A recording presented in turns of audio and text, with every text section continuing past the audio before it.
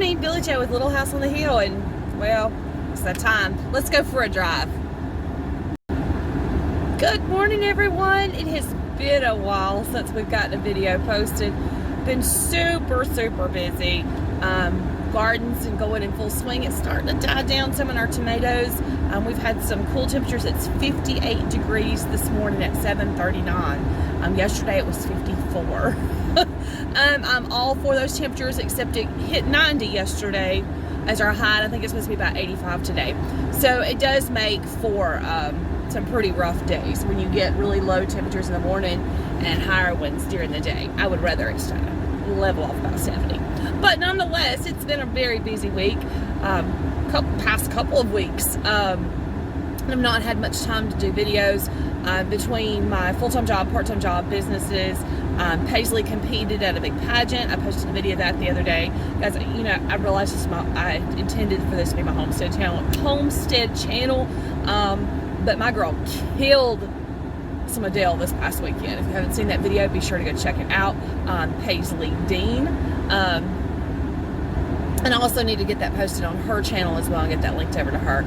So guys, we've got the barn about finished to get the roof on it. Hopefully this weekend I'm going to get driving because I'm already running late this morning.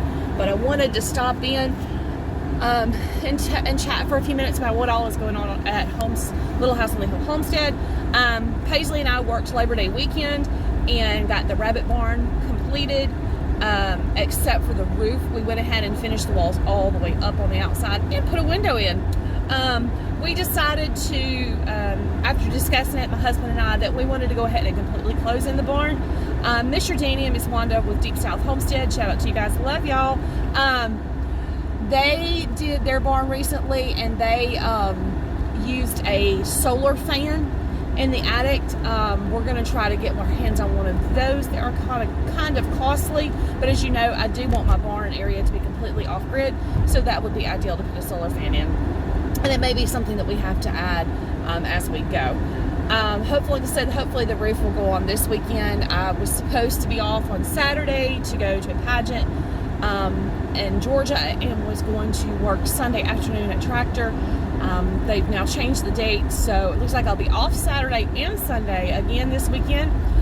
Stinks for me because that was the only day I worked this next following week was Sunday, so I'm going to be short some hours, but nonetheless, it'll give me a day at home to work on that. Ordered a new light to go in there. I'm excited for it. Found it on Amazon. Hopefully it works well. It's just a solar light, one small solar panel, but it does have a remote. It does have settings where I can set it on a timer, which would be nice. Let's see what else we got going with it. And that's about it on the barn. Our next step will be to once we get the roof on, will be to start working on the feed room, getting all that sectioned off, and then getting the chicken coop area cleaned up some more so we can go ahead and expand it over. I do need to get it done sooner than later though. We do have 6 random chicks. I don't know what they were. We tried to get mostly hens. I think we ended up with a lot of roosters. We got 6 of those, and then got 6 Cornish rocks thrown in there. My husband, after 2 weeks, discovered it yesterday that there were more chickens in there than what there was before. So the Cornish rocks, of course, they'll be growing out. And they grow out super fast, and we'll be processing those soon. I just kind of laughed, and he thought it was funny too that I had added a chicken math problem. So that's what's going on there. The greenhouse, got to get the door finished on it. We've got tomatoes growing inside the greenhouse like crazy. They are blooming, so hopefully we'll have tomatoes into the fall and cooler months. And our onions are still going in there as well. We're still on hold with our aquaponics and hydroponics systems. We're looking for fish tanks, and I'm not paying full price. I don't pay full price for anything. I hate paying full price for anything. So I'm still looking. Hopefully I'll eventually get my hands on some really super cheap fish tanks, or hey, who knows, maybe I can find one for free. A 20-gallon would be awesome. That would be a lot of water to come through. Already got the system ready to go, just need the tank. like I said, the garden is starting to fizzle out. The tomatoes are still coming in, not as much as they were, but we are still getting a good amount of tomatoes. I'm back to just basically sticking them in the freezer and getting ready for another pot of sauce or tomatoes or juice or whatever. I've run out of time in the day in order to process them every day, so that's the only way I can do those. Peppers, I made 11 pints of pepper relish out of 2 gallons of peppers that I've been chopping and putting in the freezer. Out of those 11 pints, we have opened 1 jar at home, given 1 jar away, and sold 2. It didn't take long.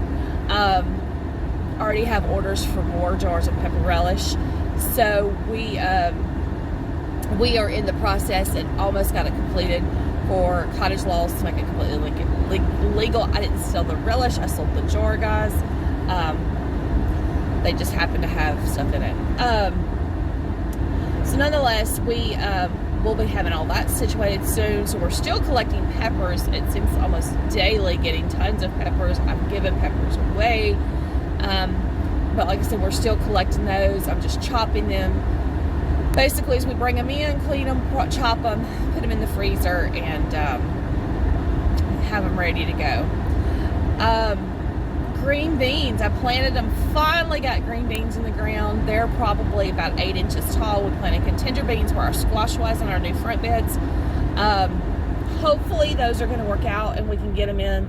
We can get green beans before good cold snap. I'm considering doing a frame, PVC with plastic frame over the top of them so that we can extend the season in just a little bit.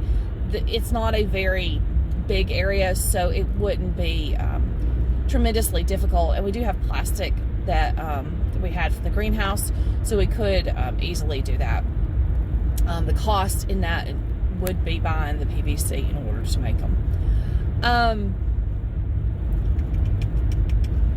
Still got to get started on collards. I'm going to do some research today, hopefully, about planting the collards amongst the green beans, just free sowing. That's how I did my green beans. I free sowed them. I did not do rows with them. So I'm wondering if I could free sow into there and double use the space. I'm not 100% sure, but I want to check into that. I'm all about using up as much space as I can, and if it would work, it'd be great. I don't want to kill my green beans though at the same time. Oh, pears. Picked 2 5-gallon buckets of pears, not this past weekend, the weekend before. I finally got to them yesterday. Like I said, we were going to Atlanta over the weekend with Paisley. So I peeled and chopped 1 bucket last night. They're in the fridge with sugar and lemon juice to be canned into pear preserves this evening. When I say last night, more like this morning, midnight, 1 o'clock. So pear preserves will be be on the stove tonight. I've already got people asking for those, and I've got another 5-gallon bucket, and I may try some pear butter, just to try it and see how it works. I've seen it where a couple of ladies on the Rebel Canner sites have tried it, so it may be something that we try, depending on how many jars we get out of the pear preserves, how many I get tonight. If we don't get a whole lot, I may just go ahead and do another bucket of pear preserves, another batch of pear preserves, or and then see if we can go back up and get pears. They were falling off the trees. I don't know if there's still any left on them, but it'd be worth it.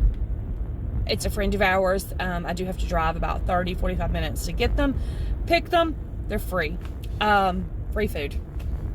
Sometimes it doesn't hurt to ask around, guys. If you don't have something, we don't have fruit trees. We don't have space for fruit trees. So we were lucky to get our hands on pears this year.